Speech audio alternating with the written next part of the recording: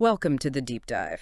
Today, we're getting into the really incredible life of Andrew Carnegie. hmm I mean, here's someone who started with basically nothing, built this enormous fortune, Just staggering wealth. and then, kind of astonishingly, decided his main goal was to give it all away. Right. His whole journey is just fascinating if you look at it through the lens of um, goal setting Yeah, and adaptation. that's exactly what we want to do today, sort of break down his life into maybe 7 key stages. Yeah, 7 stages, looking specifically at those goal-oriented skills.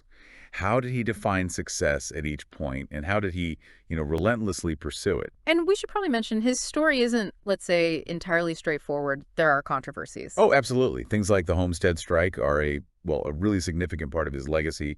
We'll touch on that briefly later, but yeah, the main focus today is that mastery of goals. Okay, so let's start right at the beginning. His family came over from Scotland. Why? Well, it was driven by technology, really. The steam loom basically wiped out his father's hand-weaving business. Ugh, so economic hardship from the get-go. Serious hardship. And you have to think about young Andrew witnessing that, seeing his father unable to adapt.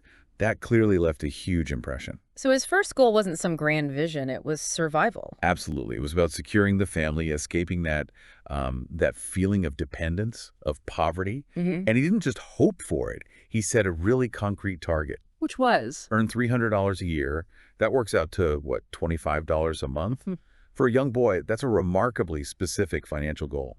And that specificity, that's the first sign of this goal-oriented mind we're talking about. I think so, yes. Yeah. You see that determination probably born from seeing his father's struggles. You see the specific number, and critically, you see immediate action. Right. He didn't wait around. He started looking for work at 13. 13. And think about the benefits. First, crucial money for the family. He literally became a breadwinner. Huge responsibility. Immense. And with that came, a sense of personal satisfaction, accomplishment. Plus, he learned about saving, managing money, right from the ground floor. Invaluable lessons. So how did he actually do it? What was that first job? Tough work. He was a bobbin boy in a cotton factory. Long hours, earning just $1.20 a week. Wow. And reports say he saved diligently every penny because he knew what it meant for his family. But even in those conditions, he apparently kept his motivation because he felt he was contributing something vital. And who was he competing against? I mean, implicitly. Well, think about it. A new country, lots of immigrants. He was competing against countless others, other families just trying to find work, find resources. That environment must have just, sharpened his focus. So for listeners thinking about their own challenges, maybe starting something new, what's the lesson here? Well, first, that adversity can be a really powerful driver. That need to escape poverty lit a fire under him. Second, the importance of defining success in concrete terms. That $300 goal, it wasn't vague. Measurable. Exactly. And third, just the fundamental value of hard work and responsibility from day one. Those weren't just nice ideas. They were essential. But he didn't stay a bobbin boy forever. He must have realized pretty quickly that manual labor alone wasn't the long-term path. Precisely. He saw its limitations for his financial ambitions. So his goal shifted. It became about acquiring skills, about continuous learning for career advancement. Things like bookkeeping, skills that had more leverage. Exactly. He started going to night school. He was actively seeking knowledge that would move him up, move him beyond just surviving. Grabbing that telegraph office opportunity She jumped on it. and understanding that learning telegraphy wasn't the end goal, but a stepping stone. Yes, he saw the intrinsic value. And look at the benefits that followed. Working as a messenger in the telegraph office wasn't just a job. It was access. Access to people. Influential businessman. He was networking, learning, just by being there. Plus, he gained those practical skills. Bookkeeping, telegraphy. That job was a huge break. It set him on a completely different path. And he didn't just passively learn, he actively sought out resources, like Colonel Anderson's library. Right. He used every available tool for self-education. He made that deliberate shift from the factory floor to the office environment, embraced learning new things entirely. And when the telegraph job popped up, he acted decisively. And again, competition must have been fierce for those kinds of office jobs. Oh, absolutely. Lots of young men wanting those entry-level white-collar positions. He stood out because of his drive, his thirst for learning. So the lessons for entrepreneurs here. I'd say number one, never stop learning. Yeah. Skill acquisition is critical for long-term success. Okay. Number two, Be ready to act fast when opportunity knocks. Hesitation can be costly. Like the telegraph job. Exactly. And third, understand the power of your network. Learn from those who are already successful. Okay, let's move to the next phase. The Pennsylvania Railroad. This seems like a big step up, especially with his mentor, Thomas Scott. A pivotal time. His goal evolved again. Now, it wasn't just about personal skills, but understanding how a massive organization worked, a whole industry. And leveraging that knowledge. Yes, Yeah. leveraging it for financial gain through investments. Yeah. Scott really guided him here. It was a shift from earning wages to actually building wealth. And the goal-oriented signs. You see his eagerness, right? Yeah. Always wanting more responsibility, climbing the ladder at the railroad. Mm-hmm. And he developed a keen eye for investments, like the Woodruff Sleeping Car Company. Scott pointed him towards it, but Carnegie saw the potential. And he started grasping the idea of passive income, money working for him. Critically important. Understanding that investments could generate income without his direct labor. That was a game changer in his thinking. And the benefits during these railroad years were pretty substantial. Transformative. He got this deep understanding of logistics, operations, managing complexity. His investments started paying off, giving him real financial growth. And that mentorship from Scott, you can't overstate its value. Advice, opportunities. So he applied this by rising through the ranks. Yeah, from telegrapher eventually up to superintendent of the Pittsburgh division. Big responsibility. He made those first key investments, learned to handle serious money. And the competition within the railroad itself. Oh, for sure. In any big organization like that, you have ambitious people vying for promotion, for influence. He was definitely competing, proving his value constantly. Lessons for today's entrepreneurs from this phase. Find good mentors. Seriously, the value is immense. Seek them out, learn from them. Okay. Also, really understand the nuts and bolts of your industry. Deep operational knowledge is powerful. Got it. And finally, start investing early, even small amounts. Let compounding work for you. Build those passive income streams. Then comes the Civil War, and everything changes for industries like iron and steel. Carnegie sees an opportunity. A massive one. He saw the war's impact, but also looked beyond it. He recognized a huge, growing need for better infrastructure, specifically bridges. Replacing wooden ones with iron? Exactly. Wooden bridges were proving inadequate, unreliable, especially with railroads expanding. His goal became identifying that specific market need and figuring out how to dominate it. So skill-wise, we're seeing strategic foresight, seeing where the market is going. Definitely. He wasn't just reacting, he was anticipating. Then, decisive action again, founding Keystone Bridge Works to meet that specific need. And he didn't go it alone. No, smart partnerships. He brought in Scott, others, pooled capital, pooled expertise. That was strategic. What were the benefits of jumping into bridges? Huge growth market, first off. The timing was perfect with national expansion. Keystone quickly got a reputation for quality, for safety. That was key. And the financial return. Significant. Reports say his income jumped dramatically within just a few years. Yeah. It proved the concept. And how did he apply his skills here? I mean, practically. He used what he learned at the railroad, seeing those wooden bridges fail firsthand. Then he organized Keystone, put in his own capital, his organizational skills, and crucially, he insisted on quality and safety from the start.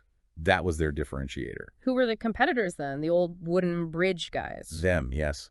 Also, probably other early iron bridge companies starting up, and maybe even material suppliers who weren't as focused on quality control. Keystone aimed higher. Key insights from the Keystone Bridge era. Find real problems in growing markets and solve them effectively. That's fundamental. Build your business on quality. Reputation and trust are invaluable assets. Right. And don't underestimate strategic partnerships. Yeah. Bringing in the right people can accelerate everything. Okay, so iron bridges were a success, but then came steel. And Carnegie saw something even bigger. He saw steel as fundamentally superior to iron, a revolution, not just an improvement. And his goal became, well, utter dominance of this new steel industry. How? What was the plan? Two things mainly. First, aggressively adopt the best technology, especially the Bessemer process, even when others were skeptical. Second, relentless, almost obsessive, focus on cost efficiency. And the goal skills here seem really pronounced, investing heavily in new tech. Even hiring chemists, which was pretty unusual then. He believed in the science. And that famous focus on costs, bookkeeping as the language of business. He lived by that. Yeah. Rigorous tracking systems, demanding managers justify everything with data. No gut feelings allowed, basically. What was the result of this approach? Astounding. Costs plummeted. Quality went up. He could produce better steel cheaper than anyone else. Giving him a massive competitive edge. Unbeatable, really. Yeah. He could undercut competitors while still making huge profits. He effectively scooped the market, as they say. An application. Big investments in Bessemer. Huge, risky investments at the time. Hiring those scientists to optimize everything. And instituting those strict accounting methods across the board. He drove it personally. Who was pushing back? Who were the competitors? The established Pittsburgh iron guys, mostly. They thought his tech spending was crazy, extravagant. Also, just slower competitors who didn't grasp the efficiency imperative quickly enough. And anyone not doing detailed cost accounting was flying blind compared to him. Lessons from the steel revolution. This seems critical. Absolutely. 1, embrace technology that gives you a real edge in efficiency or quality. Don't wait. The agile. Exactly. 2, be obsessed with costs and efficiency. It's the engine of profitability and competitive pricing. And 3, use data. Make informed decisions based on numbers, not guesswork. So he's dominating steel production. What's next? Building an empire, literally. Pretty much. His ambition grew. Now it was about creating this massive, vertically integrated steel machine. Meaning controlling everything. Everything. From the raw materials, iron ore, coal, all the way through transportation, manufacturing, to the finished product, total control of the supply chain, and managing this huge thing efficiently. The goal skills here seem to be about vision and management. Strategic vision, definitely. Seeing the power of controlling the whole process. But also, crucially, delegation. He knew he couldn't manage every detail. To finding the right people. Empowering knowledgeable managers for different parts of the business. And maintaining intense focus. He started selling off other investments to concentrate solely on steel. What were the advantages of this vertical integration? Massive. Reliable supply, insulated from market swings, lower cost by cutting out middlemen, better quality control, end-to-end. Just immense market power. Huge power and scalability. He could ramp up production like nobody else. How did he actually do it? Buying mines, railroads? Yes. Strategic acquisitions. Coal fields, iron ore deposits, railroads, shipping lines. Building that complete network, and hiring experts, trusting them to run their parts, while he focused on the big picture and managing the people. Selling off those other stocks was key too. Total dedication. Who couldn't keep up? Who are the competitors now? Smaller producers, without that integration. They couldn't match his costs or reliability. Companies that couldn't operate at his scale. And maybe businesses that spread themselves too thin across different industries instead of specializing like he did. Okay, takeaways from the empire building phase. Think about vertical integration. Can controlling more of your supply chain give you an edge? Hire great people, trust them, delegate effectively. You can't do it all yourself. Empower your team. And focus. Concentrate your resources and energy on dominating your core market. Don't get distracted. Which brings us to the final stage. He builds this unbelievable empire, achieves staggering wealth, and then decides the goal is to give it away. That's right. This wasn't an afterthought. It was apparently a long-held belief, something he wrote about extensively in The Gospel of Wealth. His philosophy that the rich have a duty to distribute their wealth for public good. Exactly. And when he sold Carnegie Steel in 1901, making him possibly the richest man in the world, he finally had the means and the time to dedicate himself fully to that goal. And he approached philanthropy with the same goal-oriented mindset. Absolutely. He had a clear vision laid out in his writings. He was systematic, methodical, establishing foundations, targeting specific areas like libraries, education, peace. Holding himself accountable, too, with that famous line. The man who dies thus rich dies disgraced. He genuinely seemed to believe he had to divest himself of this fortune responsibly before he died. The impact of this final goal is, well, it's everywhere still. Immense and lasting.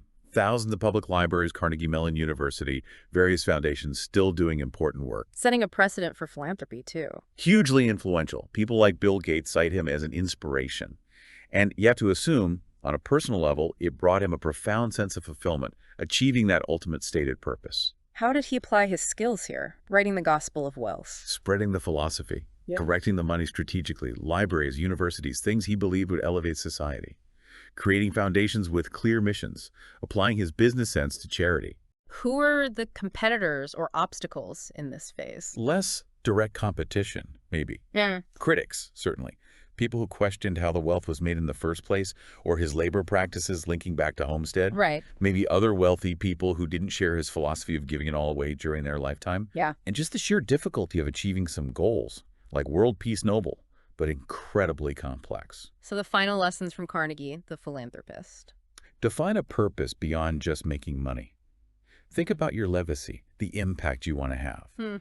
Apply smart thinking to your giving, just like you would to your business.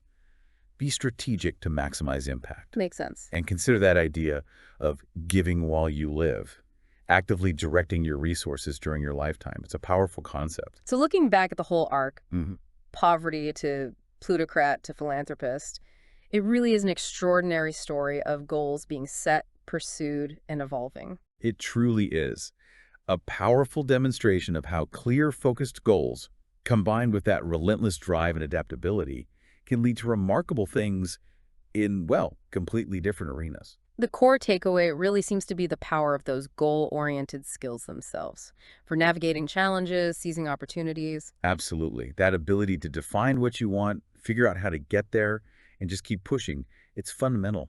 His life really underscores the impact of focused ambition and constant adaptation. Now, we did mention the complexities, and it's important to reiterate that his business practices, especially around labor, culminating in events like the homestead strike, that's a dark and undeniable part of his story. It absolutely is. And while we didn't delve deep into Homestead today because our focus was on the goal-setting aspect, you can't understand Carnegie fully without acknowledging that controversial and, frankly, often brutal side of his industrial career. It's part of the whole picture. Definitely. Yeah. So our focus was on dissecting his approach to achieving goals. As you, listening, reflect on this journey, maybe think about your own goals. Yeah, how could you apply some of these principles, that focused ambition, that willingness to adapt in your own life, your own work? And maybe take it a step further. What's your own ultimate goal? The one that goes beyond the next achievement, the next quarter. What's the bigger impact you want to make? That's a really good question to leave people with. Welcome to the deep dive. Today, we're getting into the really incredible life of Andrew Carnegie. I mean, here's someone who started with basically nothing, built this enormous fortune. Just staggering wealth. And then, kind of astonishingly, decided his main goal was to give it all away. Right. His whole journey is just fascinating if you look at it through the lens of goal setting. Yeah. And adaptation. That's exactly what we want to do today, sort of break down his life into maybe 7 key stages. Yeah, 7 stages, looking specifically at those goal-oriented skills. How did he define success at each point, and how did he, relentlessly pursue it? And we should probably mention his story isn't, let's say, entirely straightforward. There are controversies. Oh, absolutely. Things like the homestead strike are a really significant part of his legacy. We'll touch on that briefly later, but yeah, the main focus today is that mastery of goals. Okay, so let's start right at the beginning. His family came over from Scotland. Why? Well, it was driven by technology, really. The steam loom basically wiped out his father's hand-weaving business. Ugh, so economic hardship from the get-go. Serious hardship. And you have to think about young Andrew witnessing that, seeing his father unable to adapt. That clearly left a huge impression. So his first goal wasn't some grand vision, it was survival. Absolutely. It was about securing the family, escaping that feeling of dependence, of poverty. And he didn't just hope for it. He set a really concrete target. Which was? Earn $300 a year. That works out to, what, $25 a month? For a young boy, that's a remarkably specific financial goal. And that specificity, that's the first sign of this goal-oriented mind we're talking about. I think so, yes. You see that determination probably born from seeing his father's struggles. You see the specific number, and critically, you see immediate action. Right. He didn't wait around. He started looking for work at 13. 13. And think about the benefits. First, crucial money for the family. He literally became a breadwinner. Huge responsibility. Immense. And with that came, a sense of personal satisfaction, accomplishment. Plus, he learned about saving, managing money, right from the ground floor. Invaluable lessons. So how did he actually do it? What was that first job? Tough work. He was a bobbin boy in a cotton factory. Long hours, earning just $1.20 a week. Wow. And reports say he saved diligently every penny because he knew what it meant for his family.